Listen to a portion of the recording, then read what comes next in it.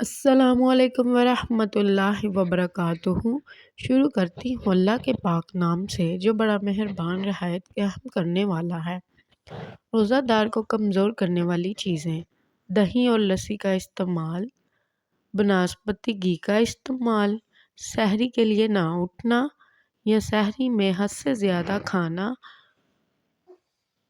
Number 5، دن میں حد سے زیادہ سونا۔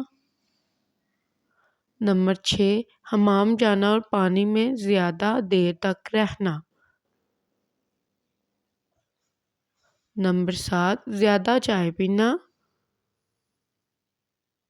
نمبر 8، مرچوں یا مسالے دار کھانوں کا استعمال زیادہ کرنا۔ نمبر 9، زیادہ میٹھے کھانوں کا استعمال۔ ہمارے چینل پر مزید ایسی ویڈیوز کے لیے ہمارے چینل کو لائک کریں، سبسکرائب کریں، بیل آئیکن کے بٹن کو پریس کریں تاکہ آپ کے پاس ہماری آنے والی ہر ویڈیو فوراً پہنچ سکے۔ آپ سب کا بہت شکریہ۔ اللہ حافظ۔